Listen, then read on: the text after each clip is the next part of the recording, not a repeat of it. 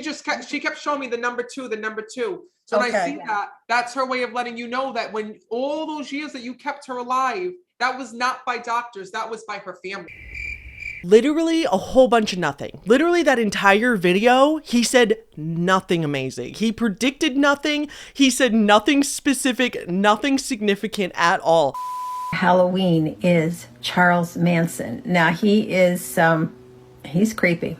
I heard him say as I was done, I screwed up big time.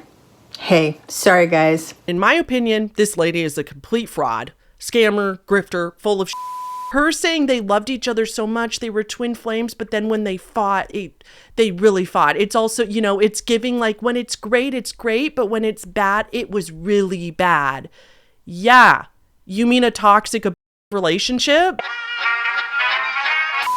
So like a lot of creators, I have a management team that helps me with my brand deals. My management team has asked me on several occasions if I would ever work with psychic companies. And that is because psychic companies reach out, they see my channel and they want to work with me because it's in their genre. And every single time I say absolutely not. It's not let me try their service first. It's not how much are they offering. It is straight up, I don't need any more information. It's a no. Now, I'm not special. Lots of content creators say no to many brand deals on a sometimes monthly basis. But there are several reasons why I always say no. The first most obvious reason being I don't believe in psychics or mediums. And I am of the personal opinion that anybody doing it for money or social media clout is running a scam. Anyway, with these psychic company services that are also allegedly usually just using AI anyway, instead of working with them, it gave me a great idea for a video. Self-proclaimed psychics and mediums on social media, especially TikTok, making tons of money, raking in millions of views, booked for months or even years, and it's all, in my opinion, bullshit. Psychics are bad. They exploit your happiness. They're going to tell you when you're going to be rich or if you'll ever find love. Mediums are worse. They exploit your grief. It's going to be a long one. Grab a snack or a nice beverage and get comfy on the couch. I can't make these videos without support from good sponsors, so I'm going to roll to that, but I'll be right back. I see amazing and delicious food in your future. Get it? Because we're talking about psychics today. Did you get it? Today's video is yet again sponsored by my favorite grocery service, which is Hungry Root. I have been yapping about how obsessed I am with Hungry Root for literally years now on this channel. Instead of taking an hour to figure out your meal plan for the week as well as make a list, then using your own precious expensive gasoline to go all the way to the store, and then spending precious hours every week chopping, cooking, spritzing.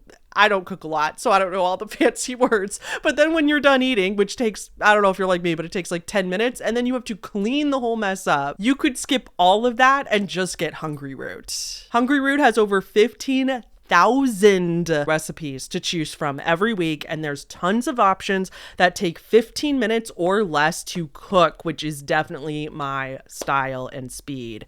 They have ready meals too if you just can't cook or clean at all on some days. They are more than just meals though. Hungry Root is a full grocery service, so they have every snack and extra imaginable. So they have salad kits, they have smoothies, they have snacks, they have sweets, they have breads and pastries and stuff like that. Except with Hungry Root, they have really high standards for their ingredients, so they sell all of this variety of things without any high fructose corn syrup, artificial sweeteners, or other preservatives. The meat and seafood is always hormone-free and antibiotic-free. The Hungry Root microwave mac and cheese, which was definitely supposed to be on the side of a full meal, but I just ate the mac and cheese as a meal. What can I say? I'm a rebel. Just kidding. I did put some fruit with it, but yeah, I definitely was supposed to make like a full meal, but you know me. My favorite part is just that it is so customizable to literally any lifestyle. So like, say you're celiac, you can get your entire box and filter it by gluten-free option. If you're lactose intolerant, you can filter out all the dairy and so forth. Take advantage of my exclusive offer today. Just for my subscribers, you get 40% off your first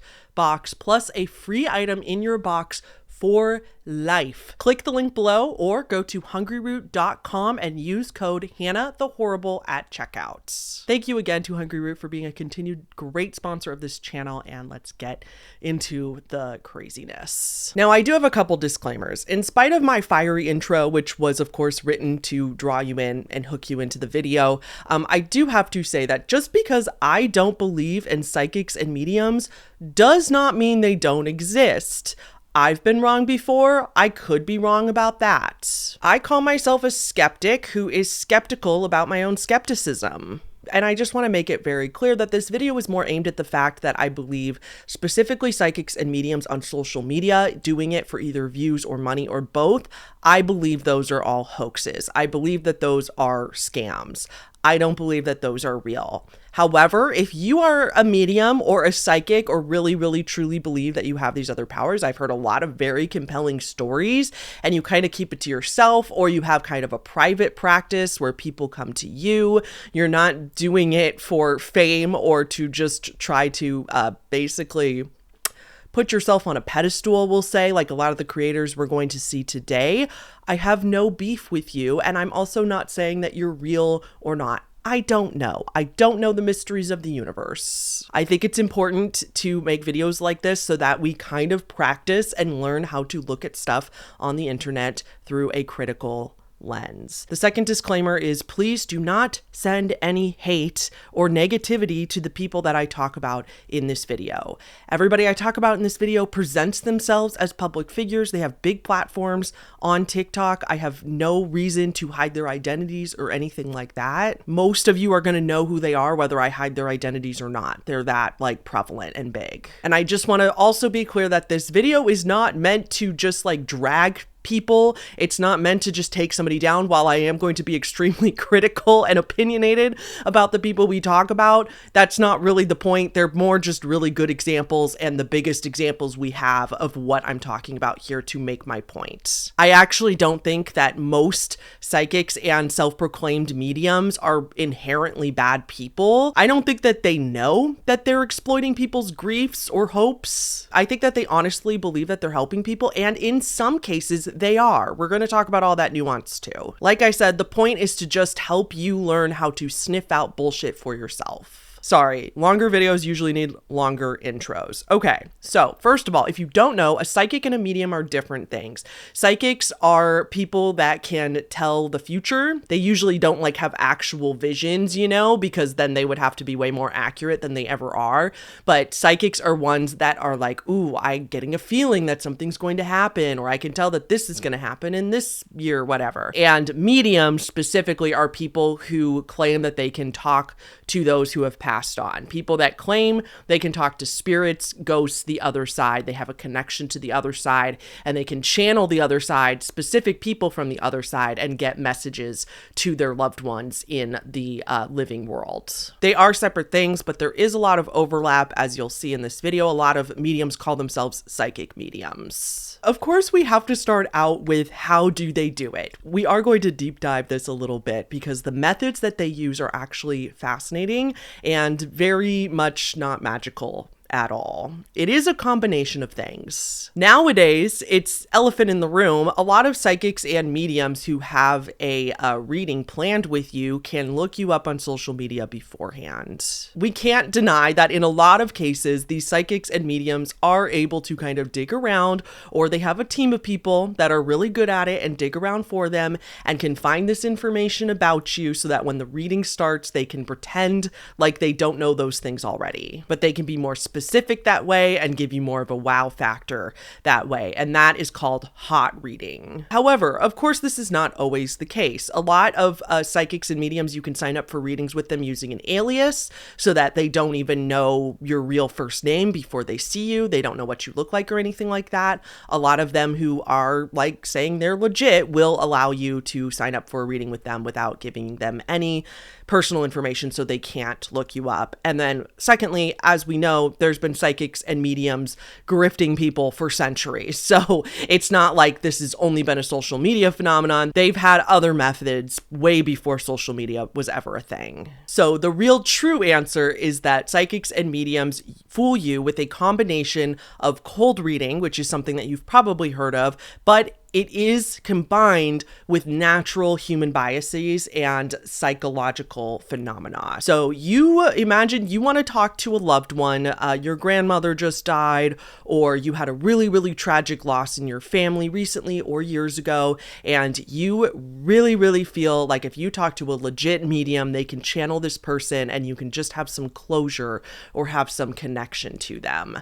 You're possibly going to spend hundreds of dollars, maybe less if it's not a well-known psychic, but if you're going to go to a well-known, legit psychic, you might spend hundreds, even thousands of dollars. Some of these, like I said, have very long wait lists. So you wait months to get in with your preferred psychic or medium, and you're put all this money down. So already your brain is primed to want to get something out of this. Your brain is going to get more of the dopamine hit, more of the emotional response if you feel like after the reading you believe in it more. All right, we're going to go back to Psych 101 a little bit. We're going to talk about the Barnum effect and confirmation bias. So we've talked about confirmation bias before on this channel. It's when humans tend to seek out and look for information that confirms what they already believe. Politics is probably the easiest example to explain what this is. So if you're a really, really far Democrat or a really far Republican,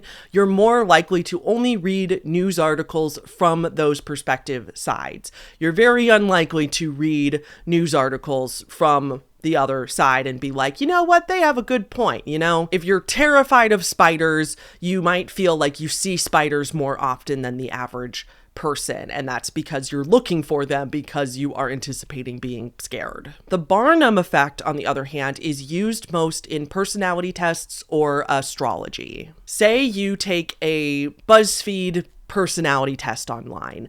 Maybe the results say something like, I just made this up, but the results say you really cherish your friends and family, and if anyone is cruel to them, you get really defensive. You're attractive, but you don't always believe that you are. You're a kind person who loves to have fun. Like I said, I just made that up, but that is a description that seems specific, but resonates with everybody, if not most people. The majority of the population could get that result and be like, wow, that is so accurate. So that's the Barnum effect.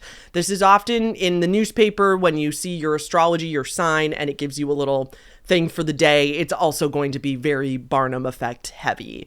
Something general, something that could apply to most people, so it feels accurate. So going back, you made an appointment with a medium to talk to your loved one. You made it months ago. You've put a deposit down. You're going to spend more money on it. Going into that appointment, you're already going to be primed with confirmation bias and the Barnum effect.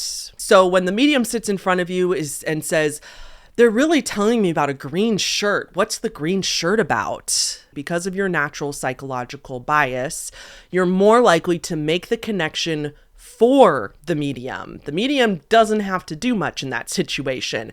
You are more likely to be like, oh my God, my uncle was wearing a green shirt when my dad passed away, and my uncle was right there when we got the news, and he was wearing a green shirt, so that really sticks out in my mind. Or my loved one always wore green, always wore a green hat. It doesn't even have to be a shirt. They could say like, I always wore green hats, and the psychic would be like, oh, yeah, that's what I'm seeing. Yes, that's where that came from. And then before you even start the reading, your psychic probably or might say something like, just so you know, the signs and the messages I get are not always clear cut. Sometimes it's just generalizations, and it's up to you to interpret them and make them and put the connections for them, because I don't actually know your loved one. They're just giving me the messages that they can from the afterlife. They're going to have you sign a waiver that says that they can misinterpret signs. They can misinterpret messages. So again, that way you're also primed to know that it's not going to be super precise. And then if you walk away and they didn't get anything right, you can also, write it off as like, well, they were having an off day, or they just misinterpreted those signs, or they just couldn't get the connection today. Okay, so that's kind of the human bias side and how they set it up for success for themselves, right? So then they do cold reading itself, which many of you have probably heard of cold reading, but for those who haven't or those that need a refresher, cold reading is the main technique that most psychics and or mediums use. Cold reading is the way that these so-called psychics and mediums claim that they know a lot about you without you having to tell them, even though they don't, but they can make it seem like they do. Practiced psychics and mediums are extremely good, extremely skilled at reading your body language. They can pick up on cues, even like slight facial expressions, and they can also ask leading questions. You're telling them everything that they are predicting or everything that they're communicating without even knowing that you're doing it. Maybe you scrunch your nose at one question or you smirk at another question. If you scrunch your nose, the psychic is going to know that they're not right and that they've got, this is, again, just for example's sake, this is not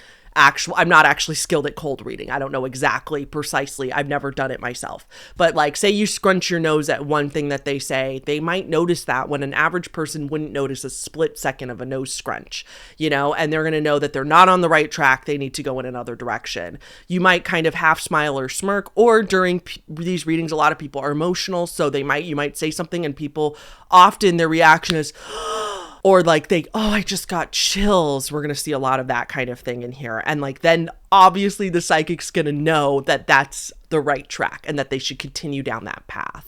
Okay, so let's watch a few examples. We're going to watch some cold reading examples from TikTok, from very well-known TikTok psychics and mediums that I found, and we are going to watch them together, and I'm going to analyze them with you guys. All right, we're going to start with Amy Bileski. We have talked about her before on this channel with Rug Lady. I have some criticisms of her. I swear I'm not picking on her. It's just that she's one of the most well-known. She has millions of followers, 3.2 million followers on TikTok. She's just extremely well known, and everybody, so many people that are believers are like, oh, she's legit, so I'm not picking on her specifically. We're going to look at a lot of people on this channel. I just don't want people to think, because I brought her up multiple times, she's just a good example.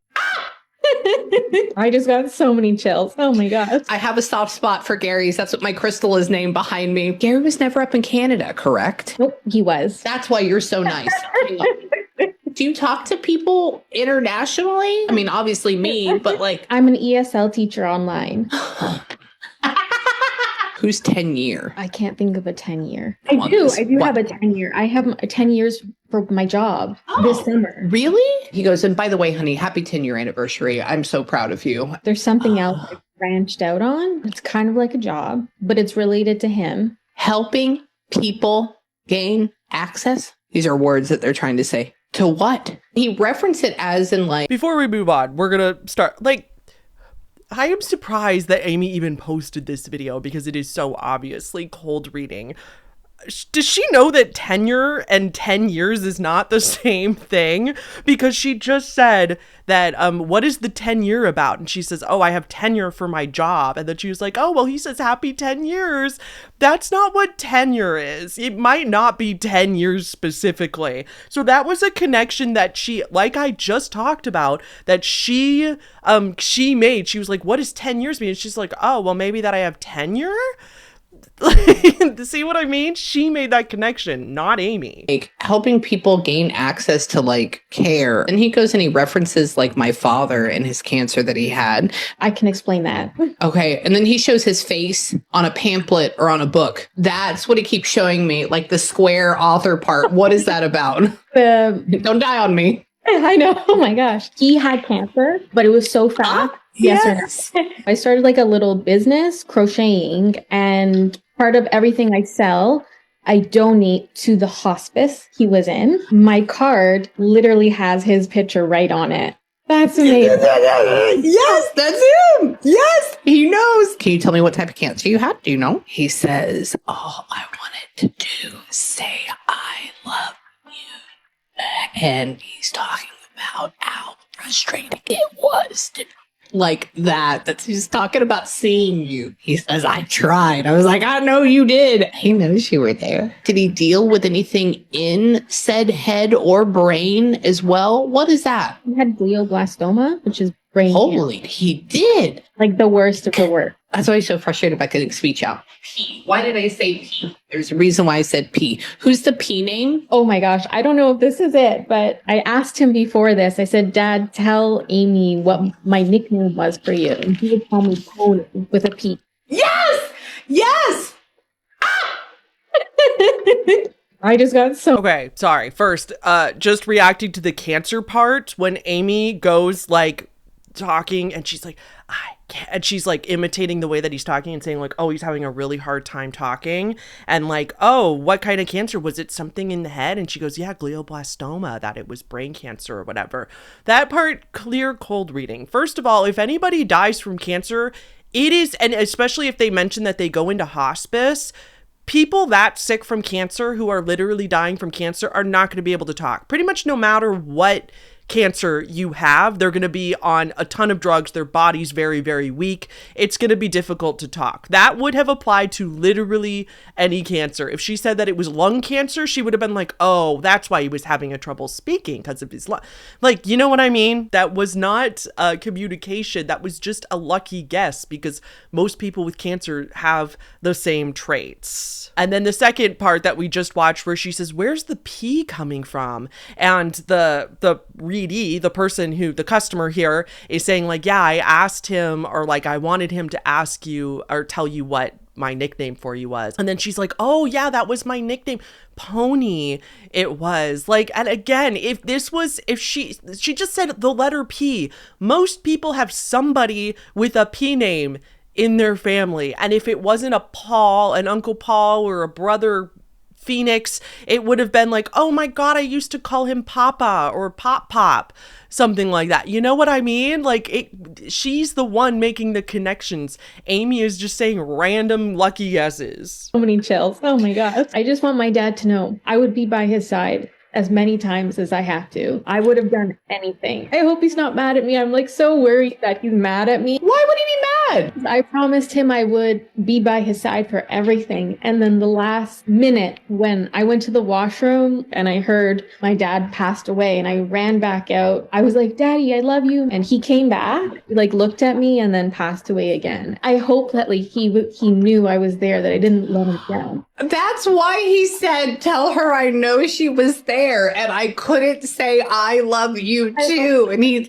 yes, you didn't let anybody down and he adores you and he's frustrated as hell that he couldn't say it back. Okay. I'm sure. Random question I'm going to ask you right now. Do you have a lamp right in front of you? I have a lamp beside me. It has just like the big, tall, like normal wraparound shade. Okay. And it is white or like cream though, the shade is. Yeah, he's standing there. I said, why do you keep showing me a lamp? He says, talk about the fucking lamp. Yes. Okay, sorry. Then the lamp thing at the end I had to bring up, because also like anybody on a Zoom call is going to have a lamp nearby. And you could also see the lamp in the video reflecting off of her. Like you could see the light on her. It's not a giant jump to say like, and she wants to be all like, oh, look, I knew there was a lamp by you. And then also like notice the wallpaper behind her is very like neutral, cream colored. Most people, even though most lamps are that color anyway, it's not a crazy guess to see that the lamp is probably matches the wallpaper, the background, if she's in her living room.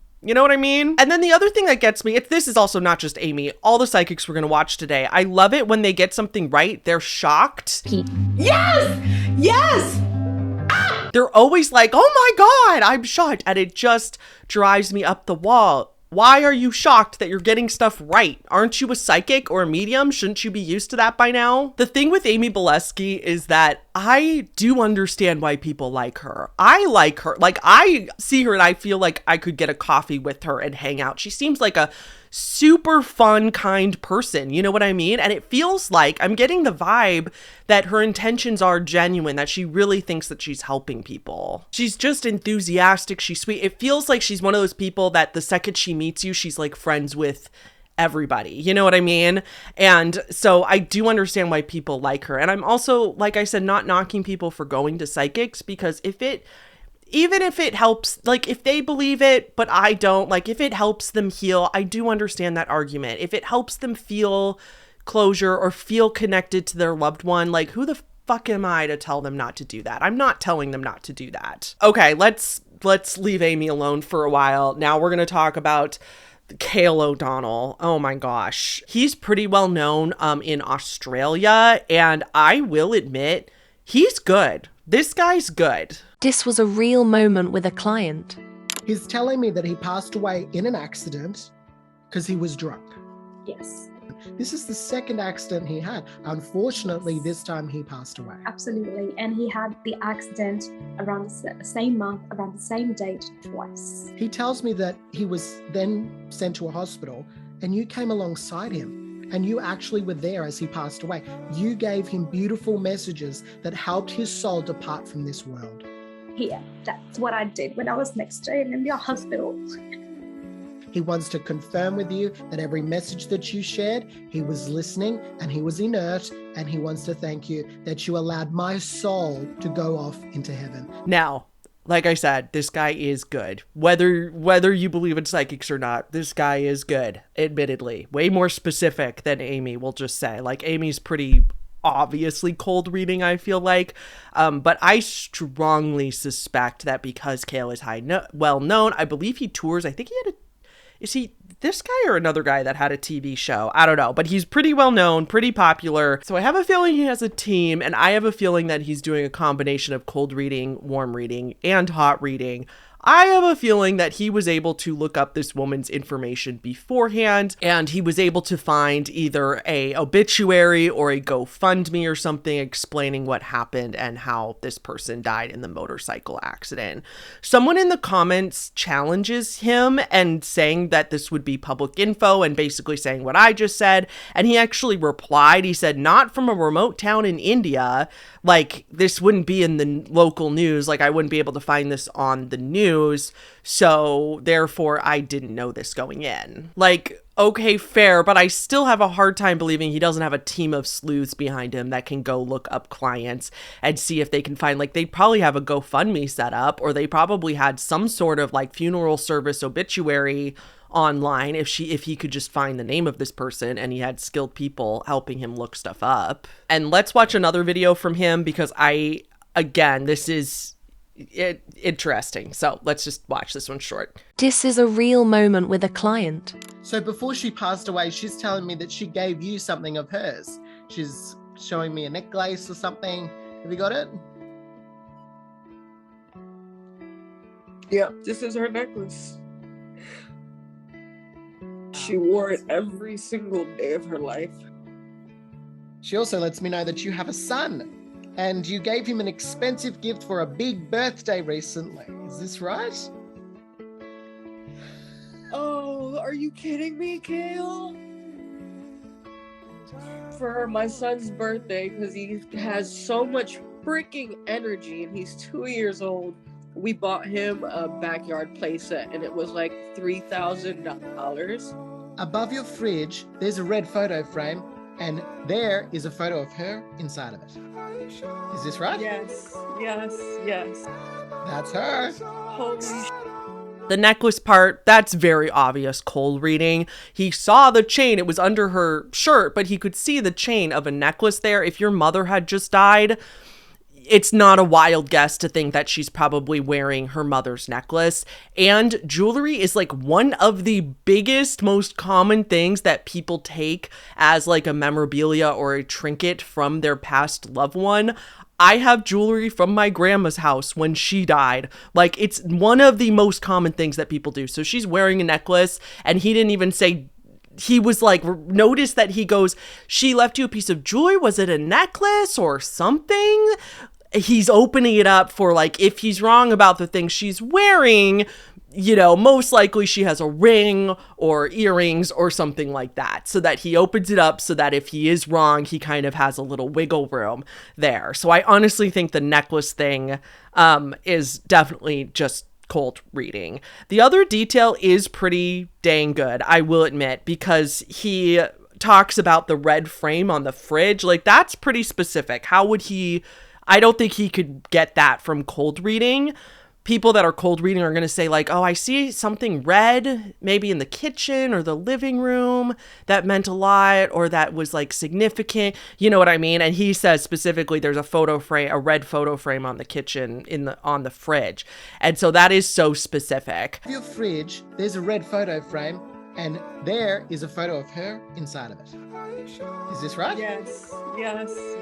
So again, I suspect that is more hot reading. I suspect, allegedly in my opinion, I have no proof of this, but I suspect that, again, he was able to find her social media or have a team of people that help him find clients' social media. And then they were able to see a picture of, there was probably a picture of her on social media with this red frame in the background on the fridge. The son's birthday thing, she probably posted about her son, so that wasn't hard for him to figure out. Your kid turning 3, it's also not a stretch to think that you're going to get your toddler some very expensive gift. And expensive is also subjective to everyone. You know what I mean? She said she spent $3,000 on a playset because he has so much energy. But to another person, it could be, you know, a couple $100s on a bike, or $50 on like Hot Wheels or something like that. And that would be expensive to somebody. So again, that's like very subjective, and also not a crazy guess to guess that you got your 3-year-old, like that's the first year that they are really remembering stuff and starting to get excited about birthdays and Christmas and everything. So it's not a crazy guess to guess that she would get him something bigger. Now, I will give Kale this.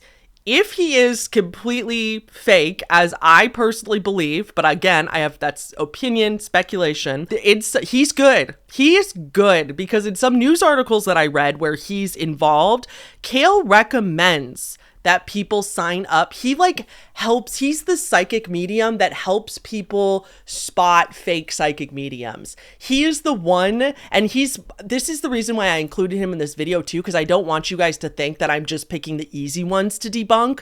I am doing a wide variety of even me second guessing if this is real or not, you know, because I want to try to be fair and try to do ones that aren't just like confirmation bias, me just picking out the ones where that proves my point, right? And to be fair to Kale, he does recommend that people use an alias. He claims in some of these videos that they used an alias when signing up for his services, so he couldn't find them on social media to kind of prove, if you will, that all of his predictions and all these things that he's saying are 100% just him being a psychic medium. However, my skeptical side would argue that there's no way to confirm that he's not lying. You know what I mean? Like, I don't know. In my opinion, if you're a psychic medium on social media, then you want TV shows and clout, and you're making a ton of money and booked out for months. And I think he's the one that's booked out for years. Like, I have a hard time believing you wouldn't be willing to lie to keep up the facade at the same time. If he is possibly just saying that to give himself more credibility,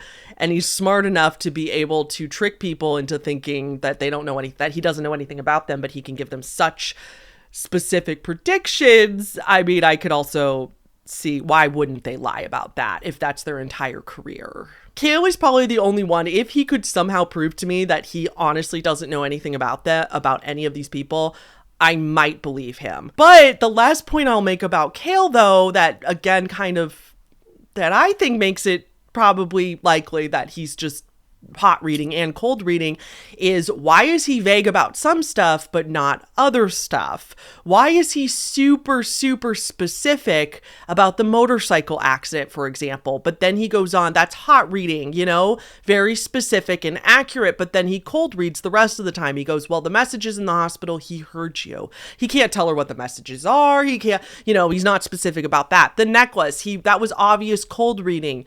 That was a really easy guess that a lot of of psychics do. That was cold reading, but then combines it with like the red picture frame on your fridge. He didn't need to lead her into an answer there. That he just seemed to know the specifics of. Why would he need to use cold reading in combination with hot reading if something fishy wasn't going on? You know what I mean? I feel like if he was really that good and could be that specific, he's that specific about all this stuff, why is he so vague about other stuff? I'm just saying. The last cold reading TikTok we're going to watch is from Matt Frazier. I was wrong. He's the one with the TV show. And he doesn't seem, from what I saw, doesn't seem to be well respected in the psychic medium community on TikTok. To me, I remember the songs and she keeps singing to me, "You are my sunshine, you are my sunshine." Gosh, oh my gosh, yes. You just got the chills. Yes.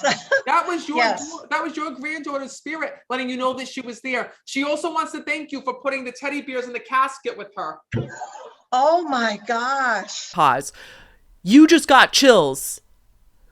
That's not a prediction. Yes, she just got chills right in front of you. What do you mean? Most people get chills when they think you're talking to their dead loved one, of course. And then him saying she wants to thank you for putting all the teddy bears in the casket.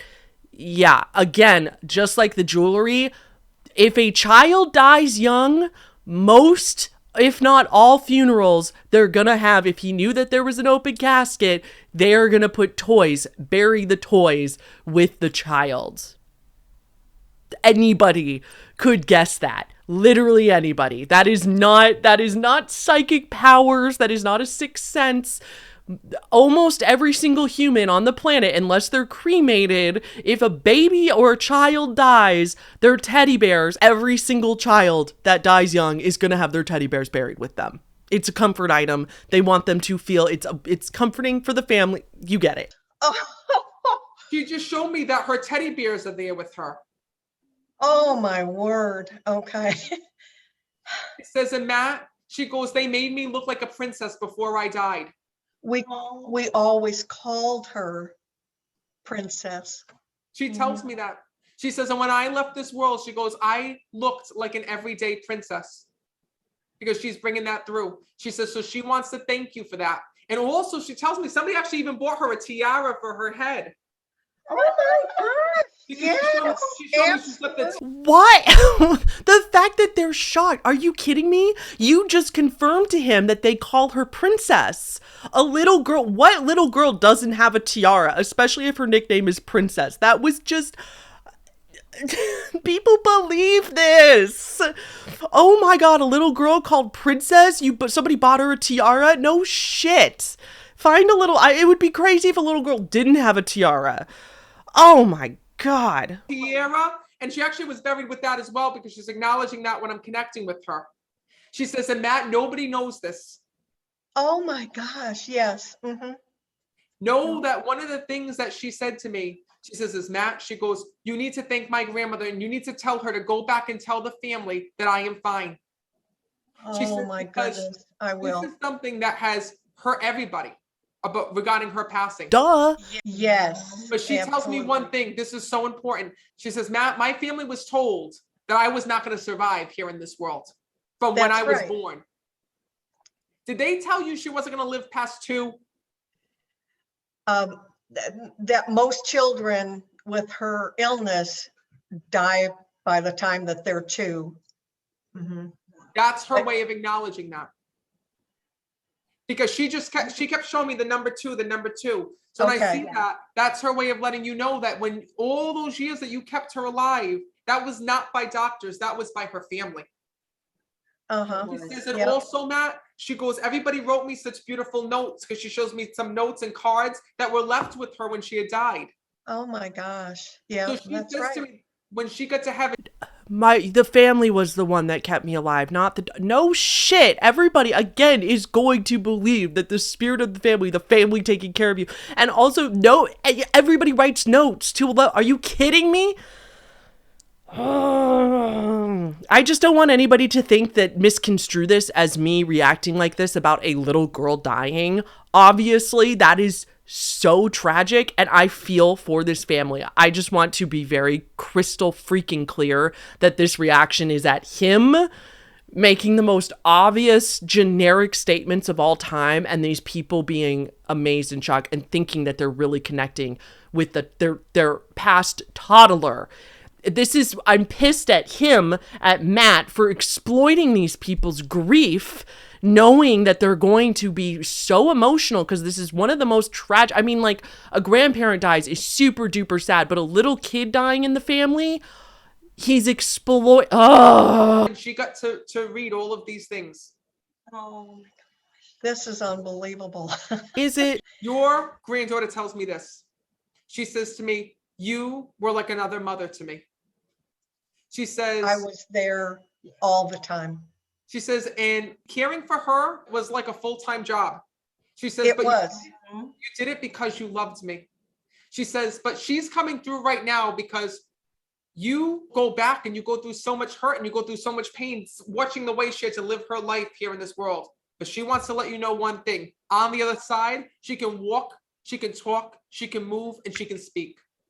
That's one of the things that we talked about at her funeral, that now she can walk and talk, and because she couldn't do that her last few years.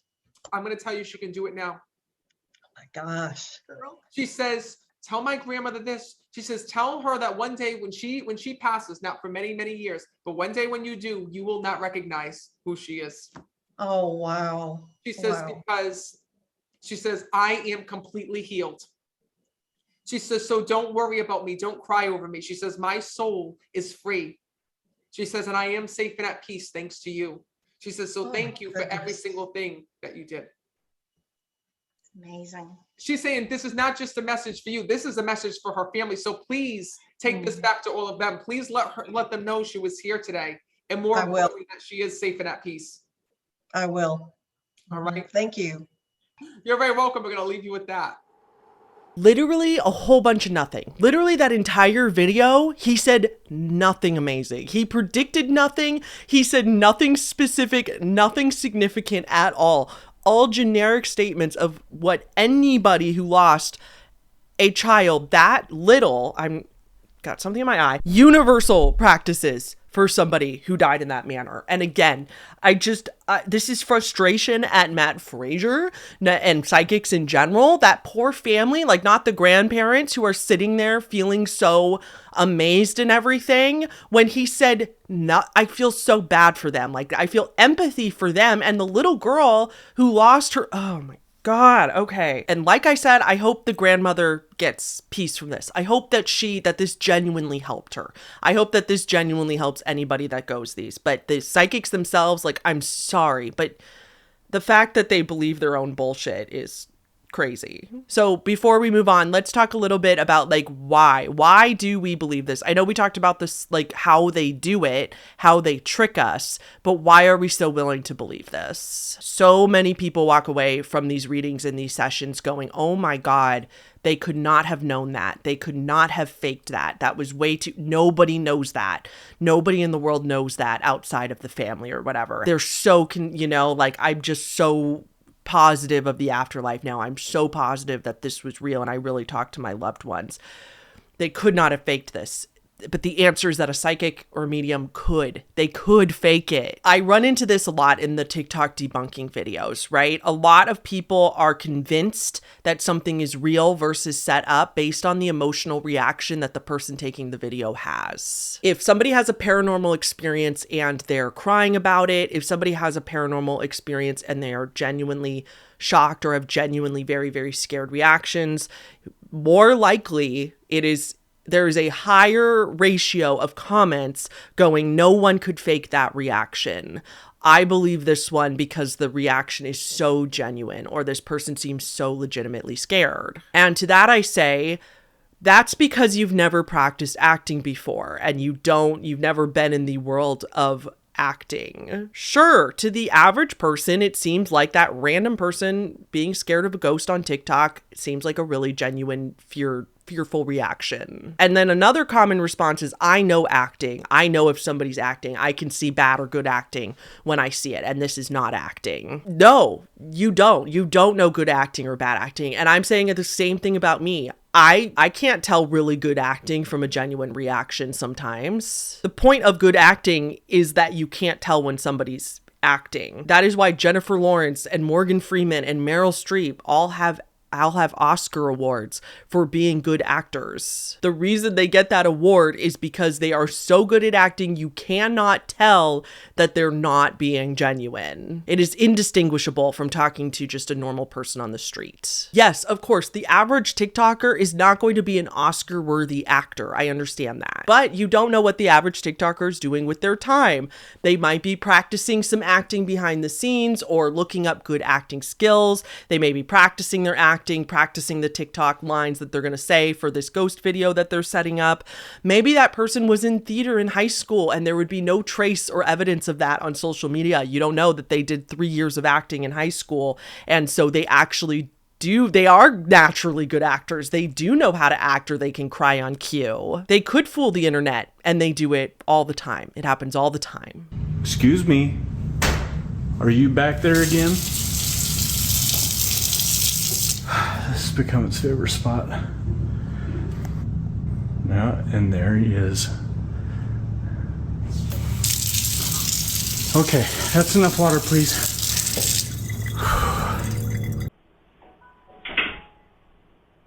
Can I help you? What?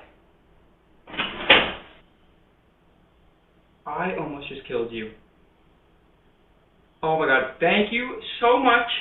Ethel, I'm leaving the TV on for you tonight. I will put on any channel you want. Constantly just like nauseous, and I don't really know why. Like, I have tried to like take medicine for it and stuff, but we're going to go into yet another Psych 101 concept here.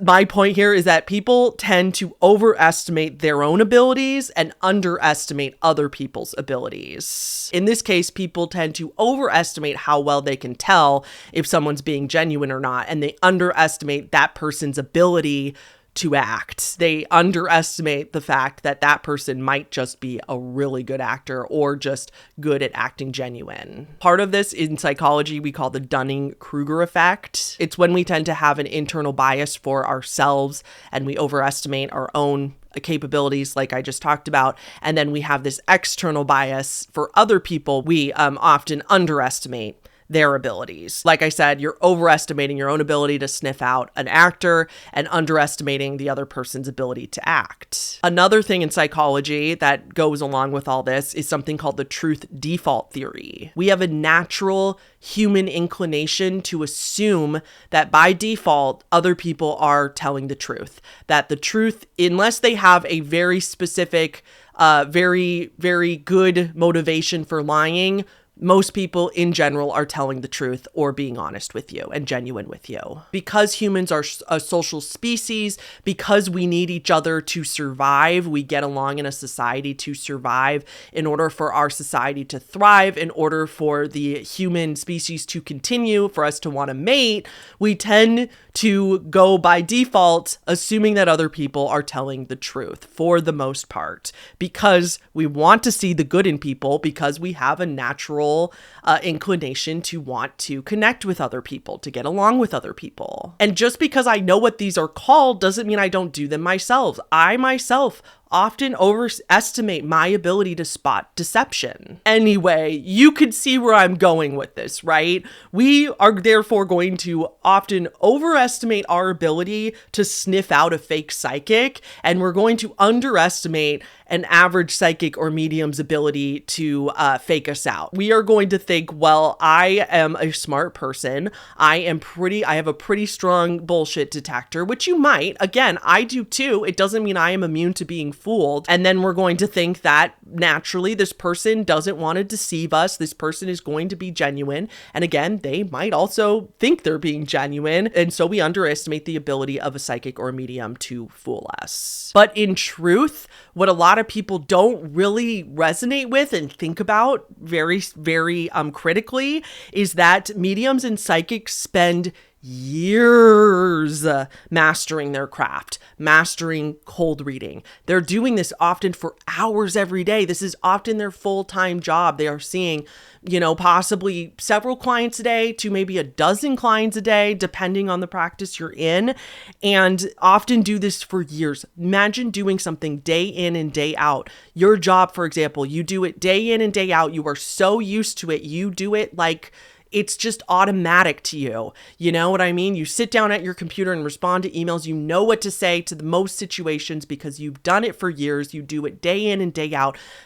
Put your job or what you're really good at or skilled at or do without even thinking about, and put it in the shoes of a psychic. They go to work and they know exactly how to do it because they have practiced, they have mastered it. And so to you, it seems paranormal. To you, it seems beyond the possibility that they could be faking it because they know so much. How could they fake that? And the answer is because they have been practicing it. They've put thousands of hours into mastering this deception, whereas this is probably your first experience with it, so you are not going to think that hard about it. So hopefully you've learned something. Let's move on to the creme de la creme of the worst social media psychics. The ones that we already saw. The cold reading pisses me off, but at least everybody in that situation is consenting to be there. I don't blame people for wanting to try to connect with their past loved one or see a psychic. I would go see a psychic. I've been talking about how I want to do that for many times, and I would just lean into it and just have a good time. I wouldn't judge it. I would just do it as kind of, getting your tarot cards read or going to a show. You know what I mean? Like, you're just doing it to be entertained. You know that it's all pretend and stuff like that. So I would do it too. And I don't have any issue with everybody consenting. They know that there's a possibility that these people are lying. Most adults are going to be aware that there's a possibility that this is not real. They're paying their own money. They could do whatever they want with that money. They're waiting months. The psychic got permission from them to talk to this past loved one. I don't really see the problem with it overall. Does it piss me off? Do I want people to see how they're doing it? Yes. But if they want to go do that, more power to them. There's a whole other subset of psychics on TikTok. And thankfully, the ones that we just talked about, most of them have not done this. But they are celebrity psychics or high profile true crime psychics. And these I do have an issue with.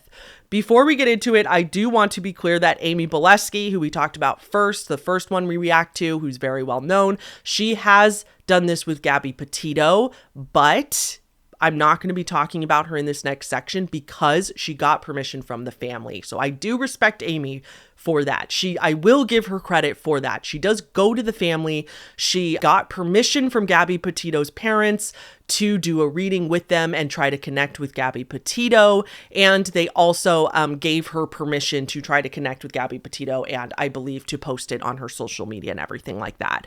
So that's why others have talked to Gabby Petito, because that's one of the most high profile cases in, this decade, that and the Idaho 4, who we'll also talk about them because people do that to them too.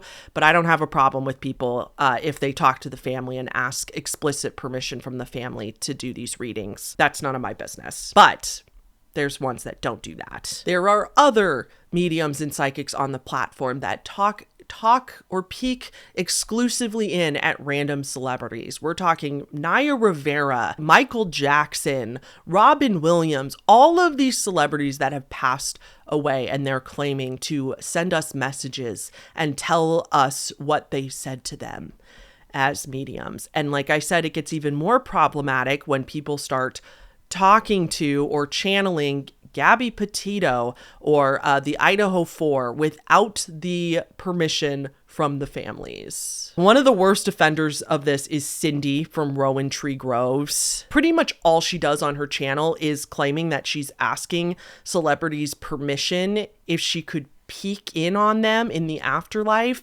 And she respects what they say, though. If they say no, she says, okay, no problem. But if they say yes, then she's like, okay, cool. Then I will tell everybody what they said. Even psychics and mediums in the community have a problem with other psychics and mediums that do this kind of shit because they don't believe the practice is typically that you can't just talk to somebody you have no connection with. You need to talk to the family member who's connected with that person. You can't just channel random people that have died from billions of people that have died over the years. You know what I mean? And so a lot of people, to be fair, have this view, do not like the people that we're about to talk about. Okay, the second peak I did for Halloween is Charles Manson. Now he's creepy, and this was a very different peak, and don't know what to think. I read it to Mike, and he said that's pretty odd.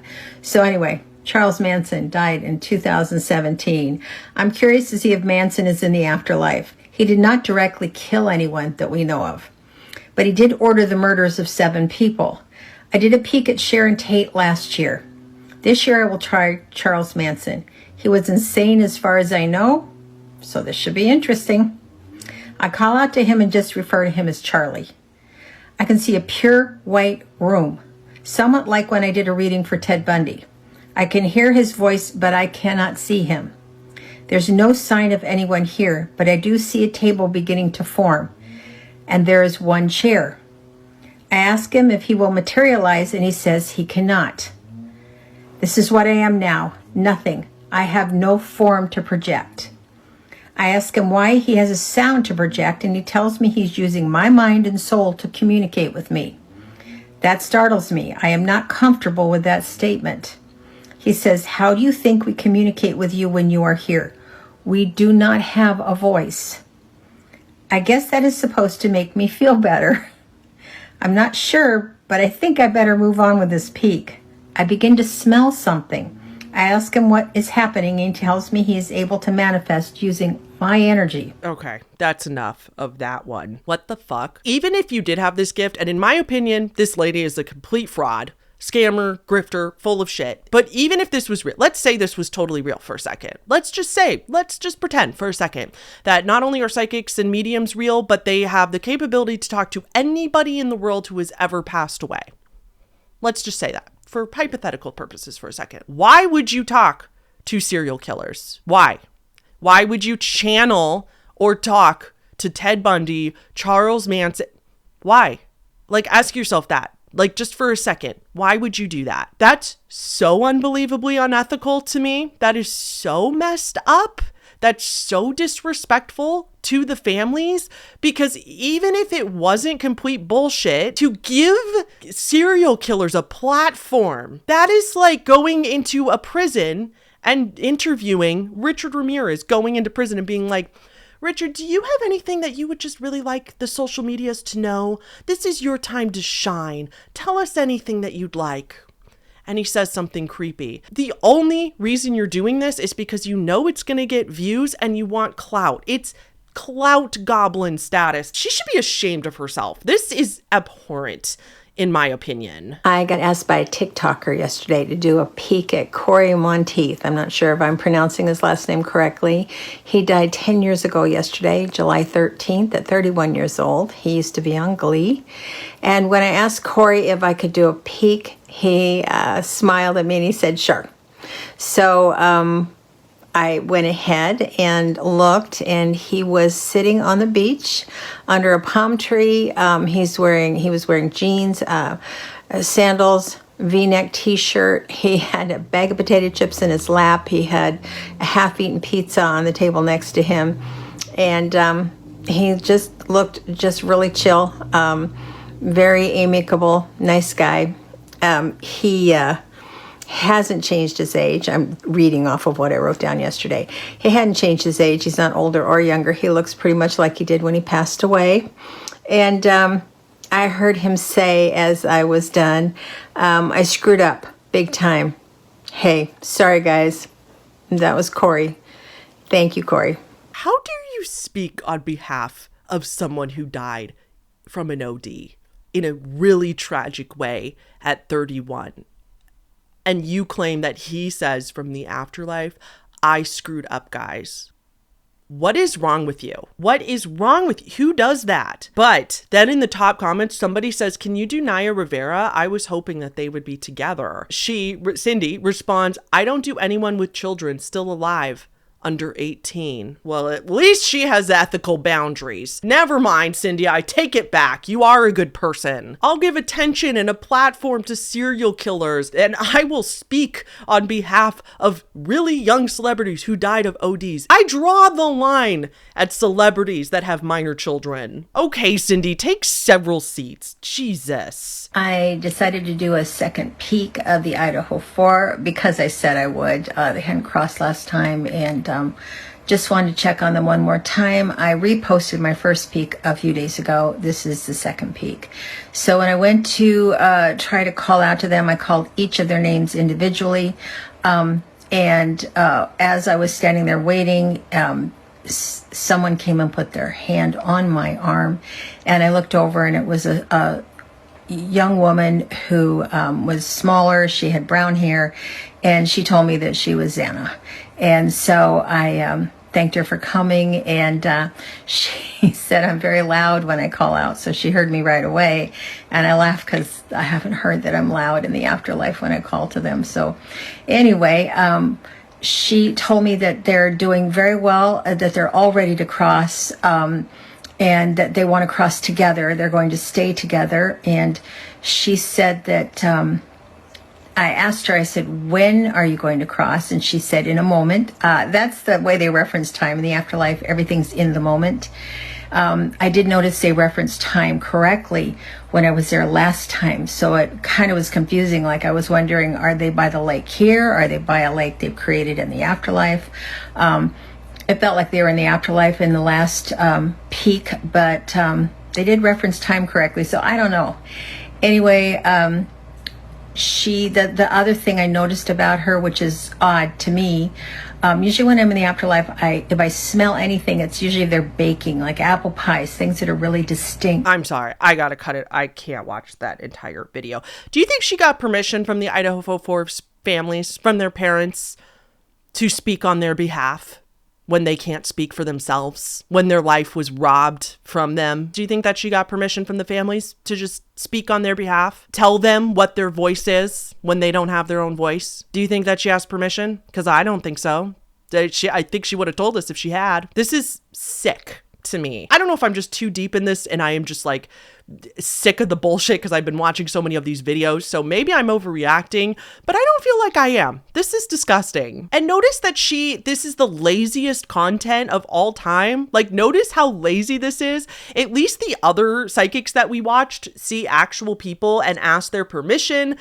They went on their own free will, and then they asked if they could put them on social media, I assume, and clipped the video and at least edited it a little bit. And like, at least they have to like use their cold reading skills. Cindy's literally just making up a little story and taking a couple notes and then reading it off for a video. Like, there's no effort put into this whatsoever. This woman is delusional at best, in my opinion. A lying, grifting scammer at worst, again, in my opinion. I could watch dozens of videos of her with you guys. I could make a full video on just her, but it's all that. Like, I cut her off a lot because she goes on and it doesn't matter. That is what all of her videos are. She's peaked and does Robin Williams, and every single comment you read is like almost everybody just eating it up. Almost everybody just being like, wow, I knew it, or like, wow, I'm hoping they're together, or oh my God, this is such good news and stuff. And then it's like interesting to me that she feigns this like consent thing by saying that like, oh, I peeked at this person, but they said no, so I left them alone. So she also gives like, she makes sure to say that a lot in some of the videos so that she can like give this sense of her asking permission and like she is ethical and that she is like only doing it if the dead person wants to talk to them. The empathetic starseed we're going to talk about, Kelly Magical Medium, Brie, Kelly Farrow, all of those are the same person. So this is a video on YouTube because she deleted this one, but she got a ton of backlash for speaking or channeling Gabby Petito while the case was still hot, like while it was going on, when we didn't even know everything that was going down, which a lot of people, if you don't get, most people understand why the backlash happened, but that's like so disrespectful. Like, again, like I said, like, I do think for my criticisms of Amy, I do feel like Amy at least went about Gabby Petito respectfully, didn't do it while the case was going on, and then waited till everything calmed down and the family had time to process, and then contacted the family, or the family contacted her. I don't know how they got in contact, but Gabby Petito's family said, yes, please, I would like to talk to you, and I'm open to you doing a reading for us. You know, I have criticisms of Amy Bileski, but I do respect her, and I do feel like she is definitely the least problematic of everybody, you know, that we're talking about. Heightened right now, but I wanted to do a video on the energy of the relationship between Gabby Petito and her fiance, Brian Laundrie. And I know in my previous videos I spoke about other feelings that I've had, visions, and a lot of you guys are very intrigued and interested, and I just wanted to kind of follow through with some of these questions that we have. So the dynamic of their relationship. Now, I feel like they both did have mental illness. I feel like they both had anxiety more than depression. I feel just a very anxious feeling in my body when I connect with their energy. I do feel like they were madly in love. I feel like they were very, I know this sounds very strange to say, but soul connected. And I know I might receive a little bit of hate for that comment because I know the circumstances. We don't know what happened, but I feel that they were very soul connected and they loved each other so strongly. It was almost like a twin flame relationship where they were obsessed with each other and their souls would mesh with each other. And then, you know, when they had an argument, it was complete fiery fights. It was just awful, and I think a lot of that had to do with the feelings and emotions they had for each other. I do feel like they were in love, but I feel like there was such an obsession with each other that caused such a crazy dynamic in the relationship when it came to getting along. And, you know, when they had disagreements, it would become instantly charged, very charged. I feel she was so in awe of him and did not see any wrongdoing of him. So meaning if he made any mistakes and I know in a video with the police officers, she was speaking about how he physically grabbed her chin, and I know that she was physical too, but I feel like she would disregard and dismiss any negative actions that he would have done in the relationship because she was just so in love with him. And if there were any red flags, it was kind of kept hidden from other people, and with her, she just kind of dismissed it. I feel he was kind of like, this is my property, I love her. All right, that's enough of that. The insights that she gives us are literally just things that are common and almost universal in DV relationships. Like, it was hidden from the outside. Nobody knew that they were in this toxic duh. And then, I'm sorry, but the glorification and romanticization, is that how you say it? To romanticize a DV relationship like Gabby and Brian's is wild. It's giving, he was just passionate. Her saying they loved each other so much, they were twin flames, but then when they fought, they really fought. It's also, you know, it's giving like, when it's great, but when it's bad, it was really bad. Yeah. You mean a toxic, abusive relationship? She didn't know either of these people, and the case hadn't even closed at this point, is my understanding. Her claiming to physically read the energy, she didn't know that Gabby just brushed off anything that he was doing. In fact, there were clues that she was like actually in distress and knew that she needed to get out of there but felt trapped. Like, there was clues about that, and her family thinks that possibly there was stuff going on that they didn't realize, but that Gabby was like scared. Ooh, okay.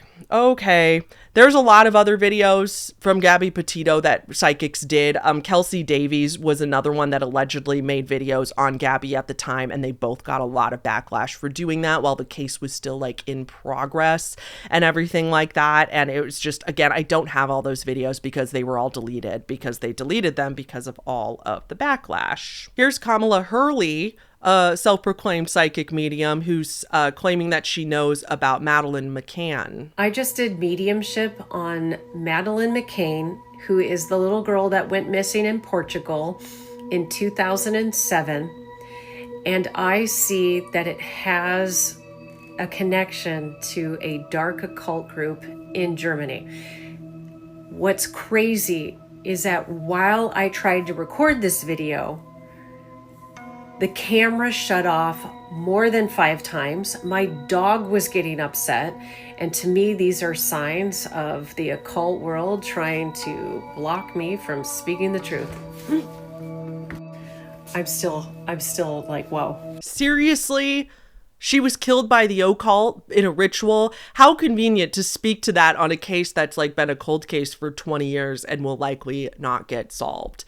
How convenient that you could say that with such confidence, knowing that probably nobody will ever actually be able to say, yeah, that's not what happened. This is all as a whole like group delusion and magical thinking that they're posting this and then everybody in the comments is gassing them up. This could be a 10-hour video, quite literally, of me reacting and getting mad at all of these people on TikTok. However, we cannot do a psychic video without talking about Ashley Gillard, because this is the worst of the worst in recent times. Even worse than Cindy, even worse than anybody we've seen today.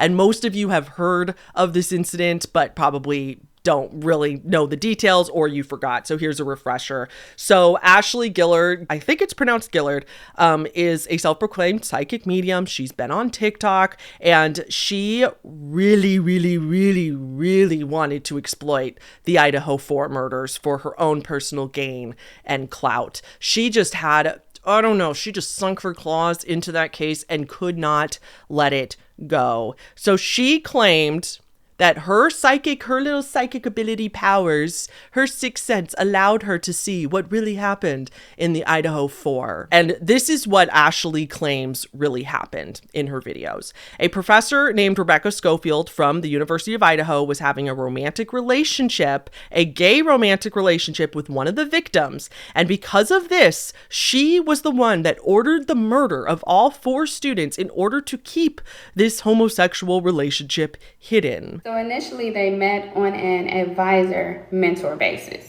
So then as the relationship progressed, Rebecca Schofield starts dropping cues about her interest in Kaylee, about her books, being primarily about LGBTQ, just planting seeds in her head, just letting her know she's interested in her and also letting her know about her sexuality. The police made that Rebecca Schofield, there was no current connection with Rebecca Schofield in these crimes.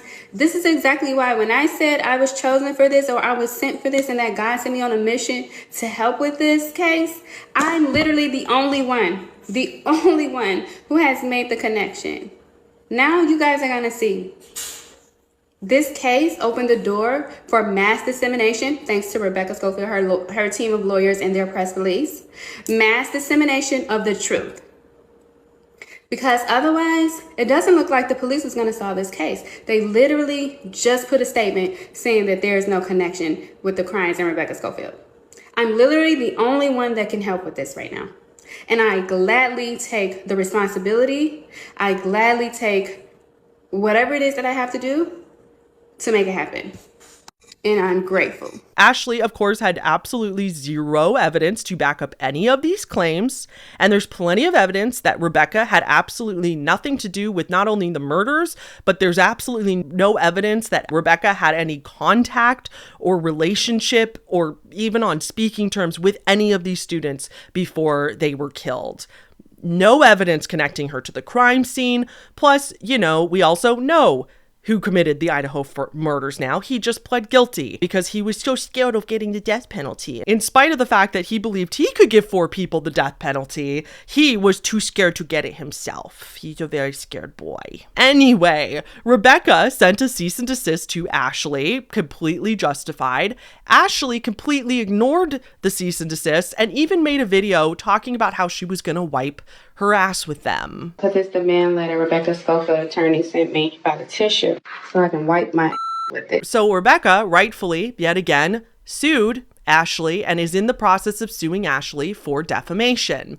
As we know, defamation is a word that everybody likes to use, and people always claim they're going to sue for defamation, blah, blah, blah, blah, blah, but it's actually a very, very difficult thing to follow through on and to win a defamation case. However, in this case, this might be one of the strongest defamation cases we've had, at least in the public space in recent times, because everybody Everybody is on Rebecca's side in this case. Nobody is on Ashley's side. Every time, and I've looked through some of the court records, they're all public. Every time Ashley keeps trying to get the case dismissed and the judge is like, no, nice try. So it is still ongoing, is my understanding. If you're interested in the very like legal lingo side, like reading through the case filings and everything, I highly recommend Madcaster's channel. He does really, really great videos. He's a lawyer and he does really, really great videos reading through court documents of like these high profile cases and explaining them in layman's terms, explaining what they mean to people who are not familiar with the law or not lawyers.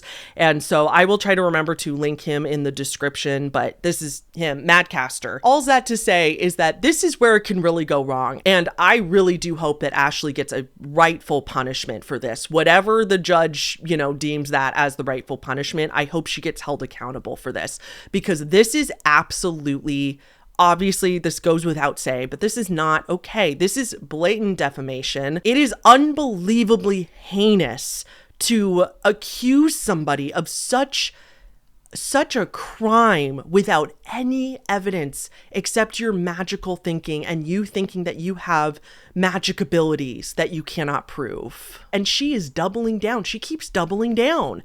Anybody who's like calling her out on her bullshit, she's like, no, everybody will see the truth in the end. Like, she has to double down and think that she's right, because she can't admit that this is just her making shit up, because then she has to admit that she's not really a psychic or a medium. If she admitted that she was wrong, she's literally would rather go financially bankrupt than admit that she is not actually a psychic and that she's just making shit up, because she is, in my opinion. If she had a case for this, if her evidence, if her so-called evidence, if she really had a case, then we would use psychic mediums as judges, juries, and executioners all the time. We wouldn't have the justice system if we could just rely on psychics and mediums to tell us everything about a case. Even if psychics and mediums are real, that's not how it works. Because if that's how it worked, we wouldn't need trials. Man, she's so like right on this. Where was she when we're trying to, why couldn't she solve the Gabby Petito case before it was solved? Why can't she tell us what really happened to every other person if she's so confident that she is so correct? I think the thing that really, really pisses me off is that it comes off like these psychic mediums are making these tragic deaths of people dying as practically still children about themselves. They're like centering themselves around all of it to be like, let me tell you guys what really happened because I know something you don't. And I think that's what really, really, really grinds my gears, is that they're making it about themselves. They're centering themselves in something that has nothing to do with them. And all they're doing is exploiting people's griefs or exploiting people's fascination and the hype of true crime. But for these kinds of videos, I always say, if any of the psychics I talk about want to prove me wrong, I welcome them to do that. If a high profile, if one of the ones I've talked about that actually has quite a few followers and that everybody believes is the real deal, wants to do a reading for me, I would perhaps be open to that. And if they can really, really prove that they know actual shit about me or about a loved one that I want to channel, and I can like verify for myself that they don't have any information about them, but if they want to do that, I would love that. And I would even post, I've said this a million times, but I would gladly post a correction/apology if they were able to prove me wrong, if they were able to prove their psychic abilities to me. I would love that. And I will issue a public apology if I feel like I was wrong about them in this video. So I would think Kale I would be the most interested in if he wanted that, because if he could prove that he's not actually getting information about people beforehand, I would be able to talk to him about a family member I've never talked about or a situation I've never talked about online before. You know what I mean? So just saying, if anybody wants to prove me wrong, I would gladly be proved wrong. But interesting how I say that in a lot of things. I say that about the dark web shoes. I've said that about a lot of people I'm calling out and debunking on this channel. Interesting. No one has ever reached out after I've said that, after I have said, hey, you're welcome to prove me wrong. No one has ever reached out. No one has ever. If they do, I will be amazed, but I will gladly backtrack and tell everybody how wrong I am, because if anybody from this video, but I have a feeling they're not going to. I have a feeling that people will tell them that I talked about them in this video and that they will never, because they know that it only works if the other person believes too. The only way it's convincing and works is if the other person believes too. Okay, don't forget, I have a Patreon. If you guys, this is very unrelated what I'm working on the Patreon right now, but I'm making a not safe for work iceberg over on the Patreon right now. I do a lot of iceberg series, and right now I'm on the Patreon doing this iceberg, and it's super detailed. We do a lot of psychology. I'm not censored over there, so it's super crass, very, very open, you know. You're going to learn a few things about me. It's not the way that I talk on this channel at all, because I'm not constrained to YouTube guidelines over there. So parts 1 through 6 are out now. Part 7 I just sent to my editor, so part 7 should be out very soon. We're plugging away. We're like on tier 4 and things are getting pretty weird over there. So if you want to sign up for the Patreon, people that get those exclusive videos are mid tiers and above. So it's $5 a month if you want that entire series, as well as we do watch parties every month over there. We have a private Discord, all kinds of fun stuff. Thank you so much to Hungry Root for sponsoring. And speaking of patron, thank you to all of the new top tier Patreons for this video. And that is Robin Schaefer, Yiva Rivera, and I'm really sorry if I'm saying the Yiva part wrong. Please correct me if I got that wrong. Pixel Kitties, Chrissy, and Chubblegum. Chubblegum. I love reading all you guys' new names out. It's so much fun. Thank you guys so much for joining in the alien tier, and I will see you all in the next one. Okay, bye. This is a girl who you said was beaten and killed. Okay. This little girl is me. And you told somebody that she's dead. Wait a minute. You didn't disappear? I'm right here. Well, that's interesting, isn't it?